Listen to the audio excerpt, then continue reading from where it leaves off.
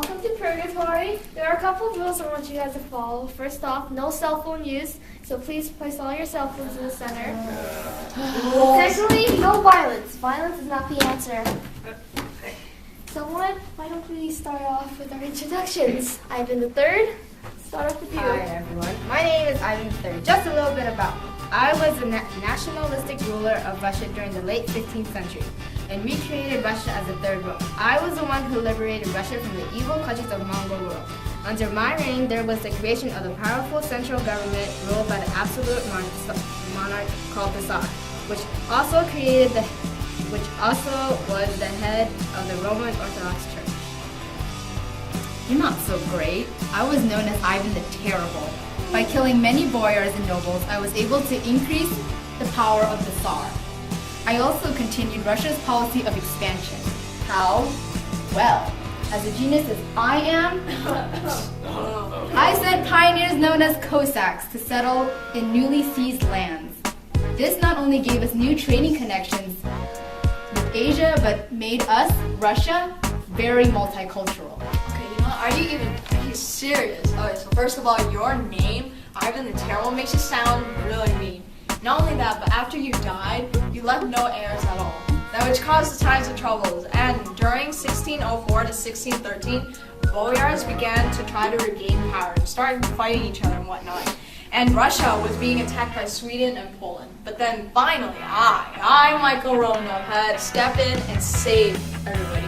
I managed to stop the attacks from Sweden and Poland, and I started the Romanov dynasty. Doesn't that have a nice ring to it? No, it doesn't. Yes, it does. No, it doesn't. Stop trying to beat all that. No, don't push it, guys. Violence is not the answer. Yeah, and I'm his successor, Alexis Romanov. Thanks for causing all our problems, you know. I had to abolish assemblies of nobles, and I had to gain new powers with the Orthodox Church. Aren't I cool? No. No way. I'm way more efficient than all y'all. From 1689 to 1725, I was the Tsar, and a dang good one too.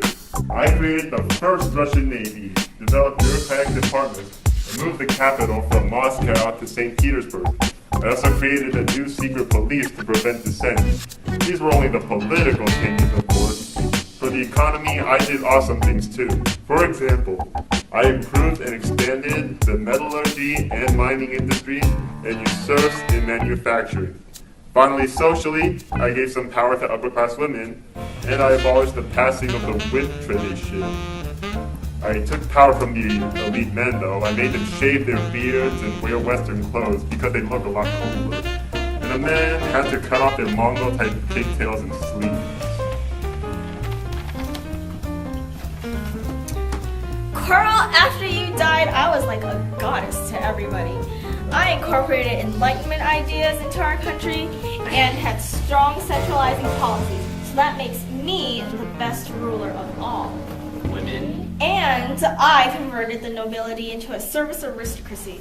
During my rule, Russia continued to expand beyond your borders.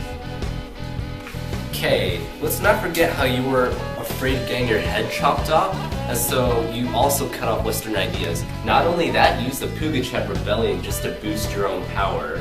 Well, you know what? I have an entire page in the history textbook. You have a paragraph. Are you trying to back me up? No, because you didn't back me up when I was fighting. Well, all our help because of her.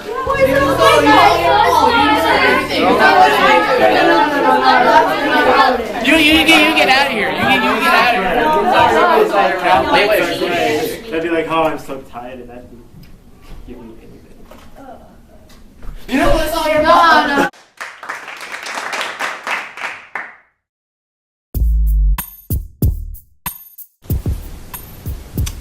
Dude, why do you have to be such a copycat? What did I copy from you? Well, I don't know. Let's see how your Peter the Great, he took our Western technology and science, and I also remember you guys copied our Western style military too. So, have you heard of something called selective Westernization? That's right, boy. It only mostly affects my elite class, but whatever, you know. Portraits don't matter. My economy focused on building a military, not commercial expansion. Also, I only use serf labor now. They're like slaves, illiterate, punishable, cabin, bought, or sold. And they have to pay high taxes and extensive labor to their landlord.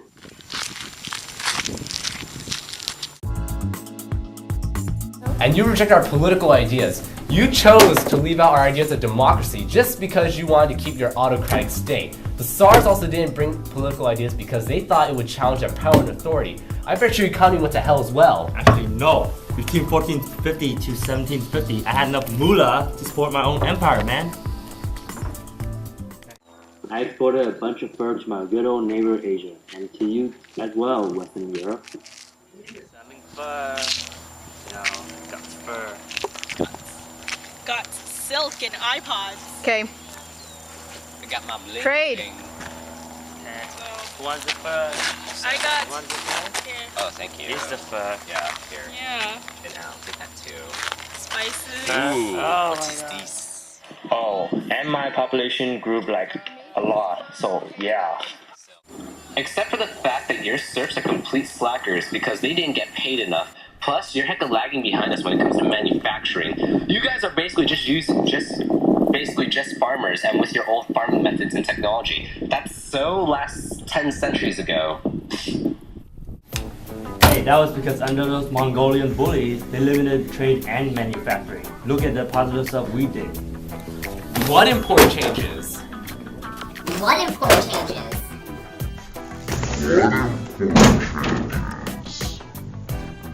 We went through a buttload of changes between 1450 and 1750. For one thing, the Byzantine Empire fell in 1458 when Ottoman Turks took over. Then, Mongols were kicked out and their influence on Russia diminished. Hey, your peasants fell into debt and became serfs. Yeah, in 1649, an act made serfdom hereditary, but the government encouraged serfdom to please the landlords and regulate the peasants. Yeah, and finally, you, Russia, start borrowing stuff from us. We are Third Rome. YOLO. Yeah, whatevs. Did anything stay the same? Of course, we wouldn't change everything. We are still expanding and serfdom is still spreading around. Also, the Tsars ruled with a strong authority. How cool are we?